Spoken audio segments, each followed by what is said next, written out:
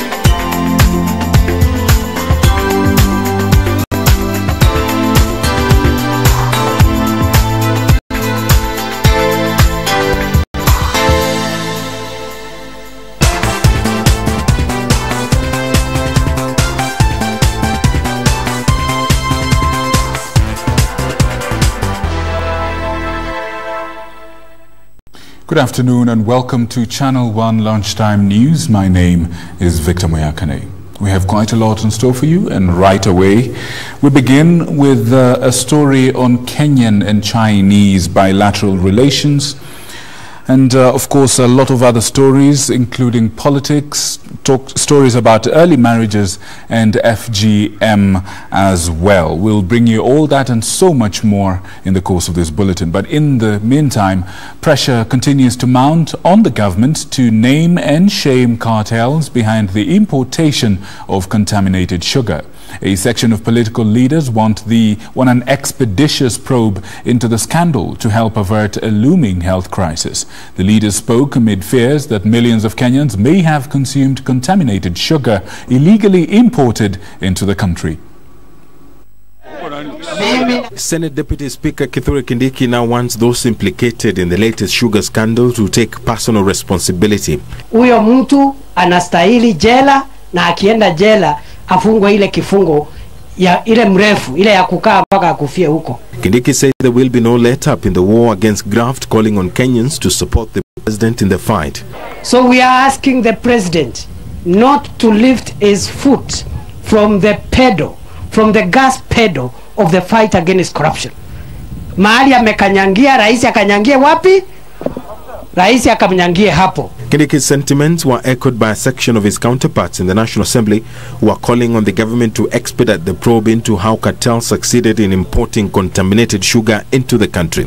We'll also, as a transport committee, summon the owner of West Kenya Sugar Company to tell us how the sugar went through the port, where there is Kenya Bureau of Standards that is supposed to ascertain the quality of any food substance that is coming to Kenya, whether is quality for consumable in the local market. Savula argues the time is ticking as more Kenyans risk purchasing the contraband sugar.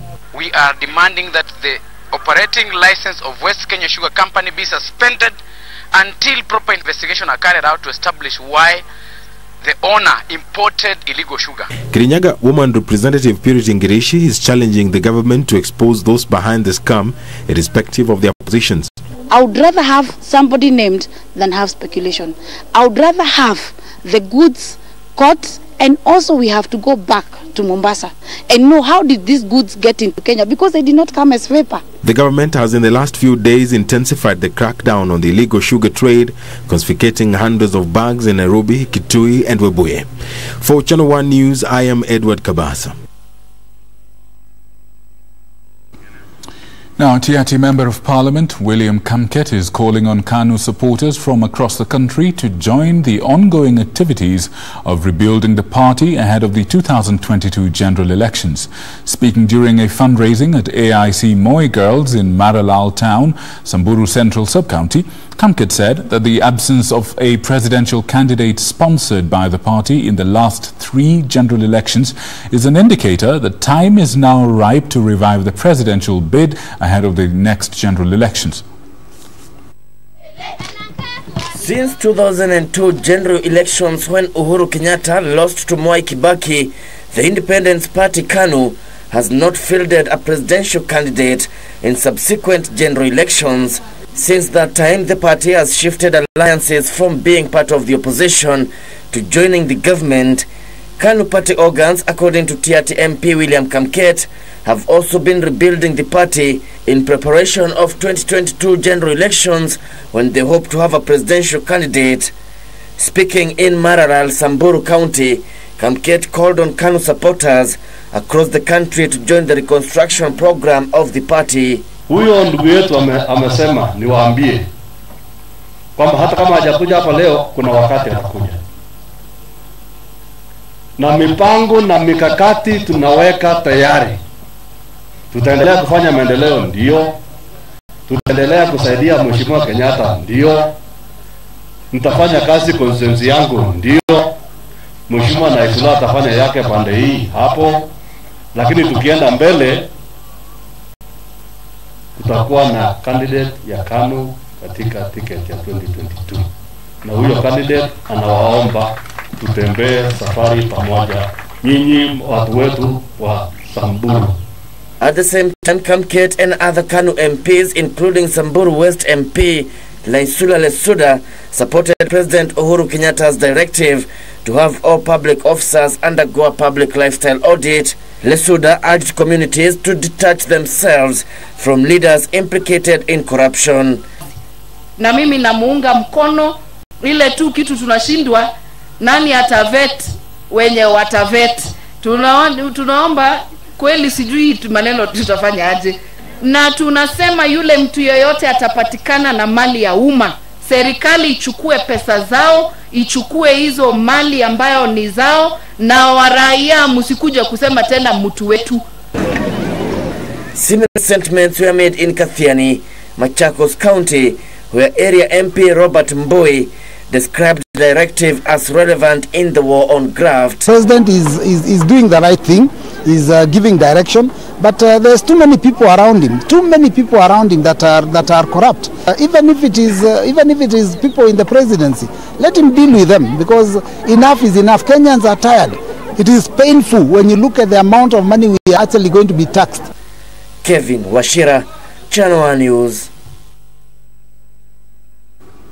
The National Environment Management Authority, NEMA, is warning that solid waste management in most towns in the country is the greatest challenge to the environment.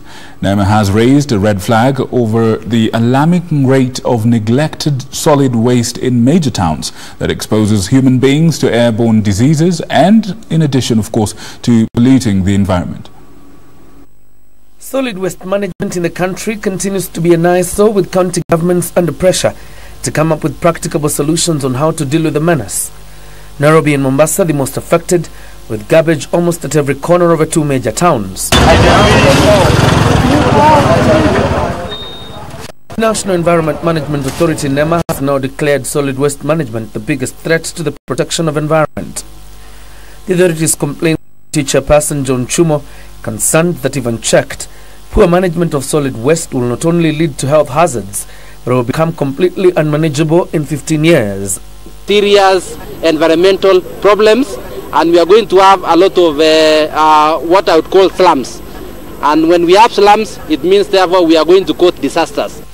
Chumo, who was launching a major cleanup exercise at Kiserian Town in Kajiado West Sub-County, alongside Kajiado Deputy Governor Martin Moshusho, decried the continued use of plastics in the town, despite the government ban on plastic bags.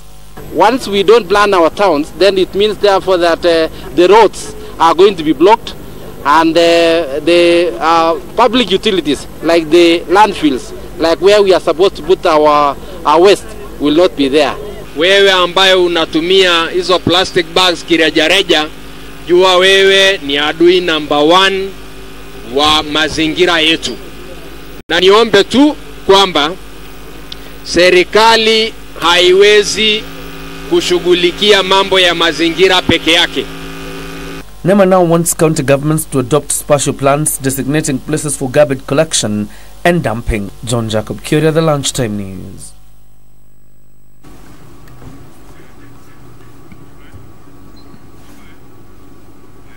Now, the Kenyan and Chinese governments are optimistic that the ongoing infrastructural cooperation between Nairobi and Beijing will fast-track economic growth in the country.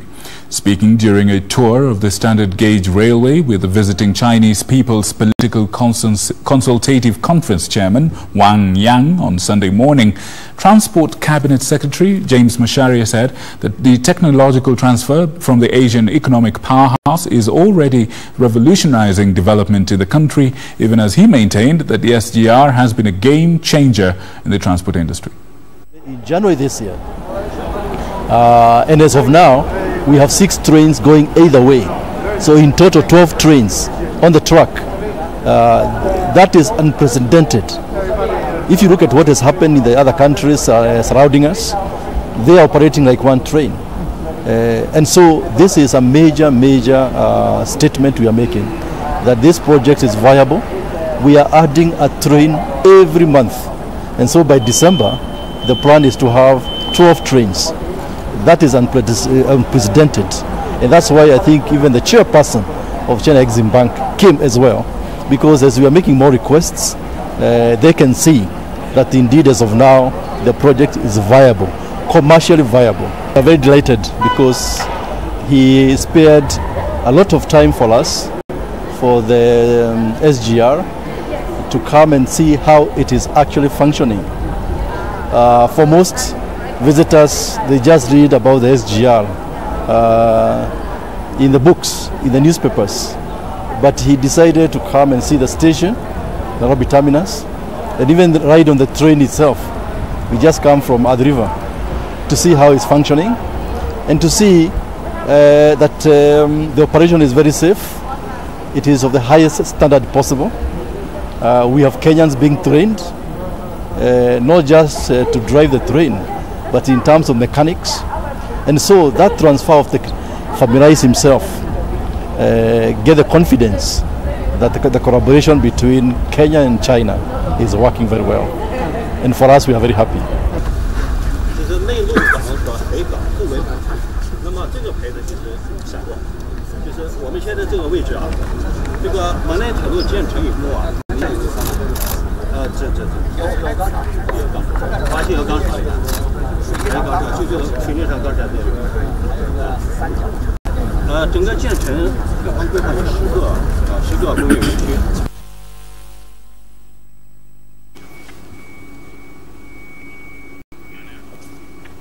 A Mombasa hospital has come to its defense over negligence claims that led to the death of a police officer who was stabbed by a gang in Kisauni area.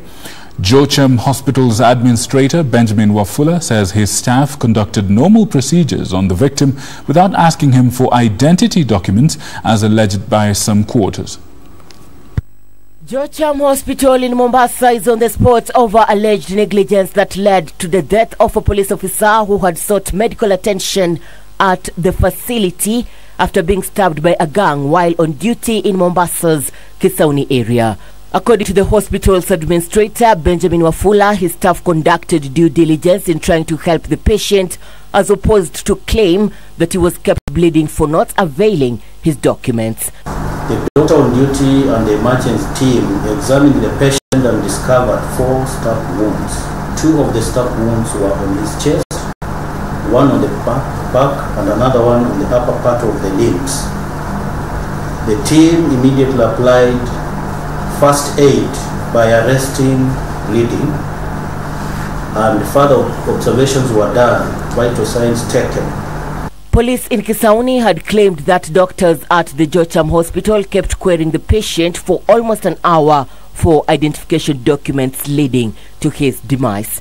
Claims that the hospital demanded payment before initiating treatment was therefore erroneous, misleading, and totally uncalled for. According to Jocham Hospital Director Rose Chamia, the deceased had been a repeat client to the facility, adding that the hospital gave him emergency treatment before facilitating his transfer to the Premier Hospital for specialized care. If it is a case of admission, we will admit if they are under our cover, the cover of NHIF, or they are corporate clients. If not, then we refer to cost.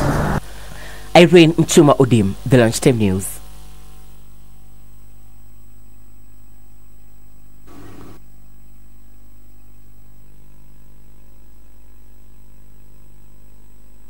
Warning parents against marrying off their underage girls.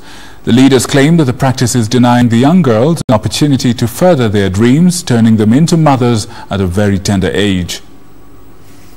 Speaking at the Garissa Primary School during this year's African Child celebrations, the leaders said the laws and other statutes protecting the girl child are clear and specifies appropriate actions on those practicing female circumcision. Female genital mutilation ambao bado ni kero katika sehemu zetu za Garissa, ukeketaji wa watoto wetu wa kike.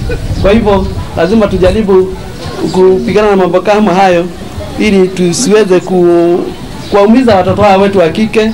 Wana haki yao, mambo haya tayari yameharamishwa na serikali itakuwa inachukua hatua kuhakikisha familia ama wazazi ambao wanaruhusu watoto wao wakeketwe, sheria inachukua mkono wake. Maneno ya rape unasikia pia yako katika maneno ya masra. Nafikiri mambo ambayo yanadhihirisha jamii, yanakuja yanadhihirisha haki za watoto wetu, haki zingine za kijamii. Lazima tuangalie, tuweke nyuma, sheria ifuate mkondo wake, na mambo hayo tukifuata mambo hayo tutakuwa pia tunazuia jamii zetu kupambana na mambo kama hao kwa siku ambazo zinakuja. They said the government will act firmly on the perpetrators of the retrogressive practice and especially on parents who allowed their girls to undergo the cut.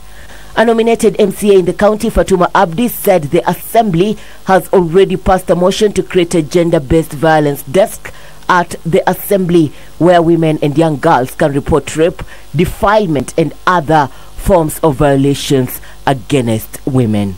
Kama County Assembly ya Garissa tulipitisha motion, we've passed a motion on GBV desk ambayo tunataka ikuwe kwa gender department. Why we are doing that is because tumeona kuna report mingi hairipotiwi. Kuna mama wanateseka, wanajisiwa, wanawekwa mimba, wanalazimika kupata watoto ambao baba zao hawataki kuwachukua. Na hawa mama most of the time hawaripoti hizi vitu.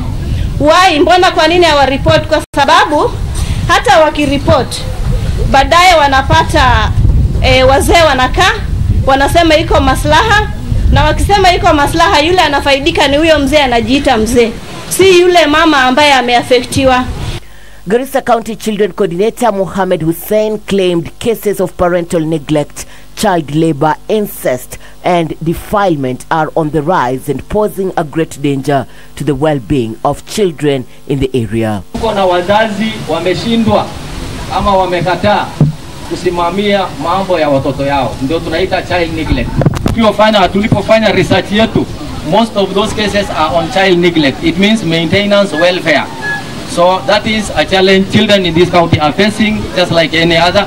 And of course, almost 90% of the cases we handle dhuru afya ya mtoto. Tunajua hayo ni nini? Mambo ya kuoza mtoto akiwa bado ni changa, whether boy or girl.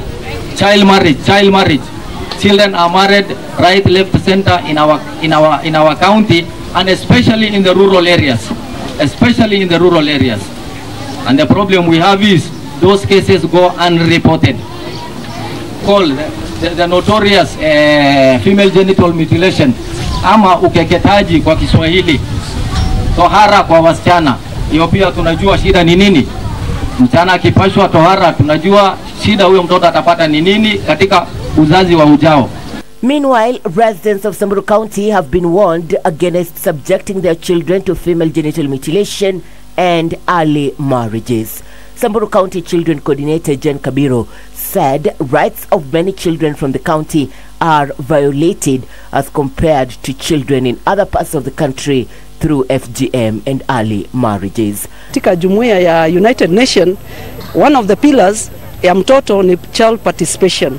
Huku mtoto hana say, hawezi ongea. Ingine ni mtoto kuolewa akiwa mchanga. Child marriage iko sana hapa Samburu. Kuna tohara ya watoto wasichana. Kuna kitu tunaita bidding ya watoto wasichana. Hizo zote ni changamoto sana kwa watoto wetu hapa Samburu. Na ni challenges zinatusumbua sana. Na ukienda hata kwa wazazi unawaambia maneno ya mtoto apelekwe shule ni shida. Lakini serikali yetu kuu imetoa presidential bursary for secondary, public secondary schools, isaidia watoto wale vulnerable ili wafaulu kwa masomo yao. Na ndio sababu serikali ikatenga masomo ya lower primary iwe free of charge. Kwa sababu alijua tuko na stakeholders wengi wanashikana na serikali kusaidia mtoto akifika public secondary school. Kabiro said there is no time that a child ought to be stopped from going to school no matter the age. Still in keeping with the same subject matter, the local administration in Narok County has teamed up with elders from the Maasai community in the fight against teenage pregnancy, which is the highest in the country. Narok County Commissioner George Natembea said the alliance will help have the culprits punished using the age-old traditional methods before being handed over to the authorities for prosecution. The move, he says, will help reduce the rate at which young girls are being impregnated by older men in that society. Narok County has the unfortunate reputation of being the county with the most reported cases of teenage pregnancy in the country. It is this situation that has spurred a new approach on how to deal with the situation. A team of Maasai elders and county leadership will now work together in clamping down on the immorality. According to Narok County Commissioner George Natembea, the elders have the express permission and support of the government to punish the perpetrators of the vice in the traditional way before they face the conventional law. Na iko punishment wana commissioner. Mwasu mkina mama kama hii, kama msee narudi kwa watoto, inakatwa ng'ombe na wekwa ndani na msee akatwangwa na kuweka ile mafi ya ng'ombe, inapatiwa punishment mpaka mtu aibu na kulete mbele ya manyata. Tutachinja hiyo ng'ombe hiyo, tutapaka hiyo samadi na hiyo damu hiyo na tutatembeza yeye. Ile maneno alifanya chini ya giza na usiku itajulikana mchana sasa. Ili dunia ijulikane kwamba hii mambo kila mtu afanya nini amekataa. Tukimalizana na yeye kimila namna hiyo, tunapeleka ndani ya korokoroni. Tumeelewana? Anapelekwa kotini, anaenda kushtakiwa, alafu ataenda kufungwa. Kwa hivyo wazee kule nje afanye nini? Wajue kwamba tutafanya kimila huko na pia sheria ya serikali afanye nini? Itafuatwa. The county commissioner also issued a stern warning on teachers who take advantage of the young lives they are supposed to mentor. Pia walimu, kama kutakuwa na walimu ambao pia wanaingilia watoto, maana lazima pia walimu wajue kwamba mzazi akichukua mtoto apeleke kwa shule, wewe ndio unakuwa mzazi huko. Ukianza kunyemelea watoto pia hutawachwa namna hiyo. Sheria ya TSC iko very clear na hakuna mwalimu ambaye atafunika makosa kwa shule aseme ni staff ala principal afunike. Hapana. Maneno yakijulikana, mwalimu amevunja code of conduct ya walimu, amekuwa na kama knowledge ya mtoto, atakamatwa, atashtakiwa.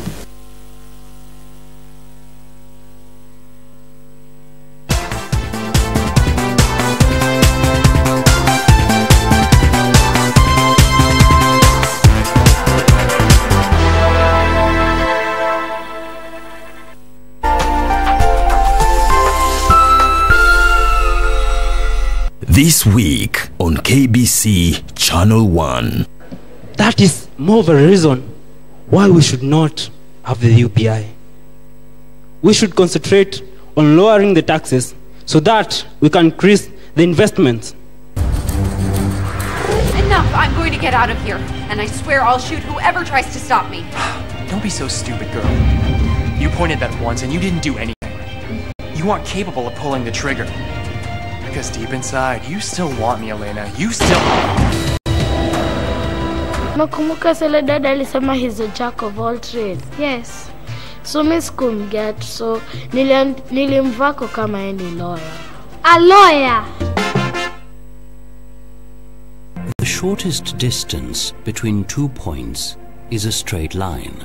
Imagine all the possibilities of the Mombasa-Nairobi highway or phase 1 of the SGR were straight line routes. The Mombasa-Nairobi highway twists and turns with its many corners, goes downhill and ascends steep slopes. In contrast, the SGR runs on an almost straight line. So, back to my point. Comparing road and rail speeds and capacity between Mombasa and Nairobi, it is fairly obvious that the Madaraka Express freight service shall change the game.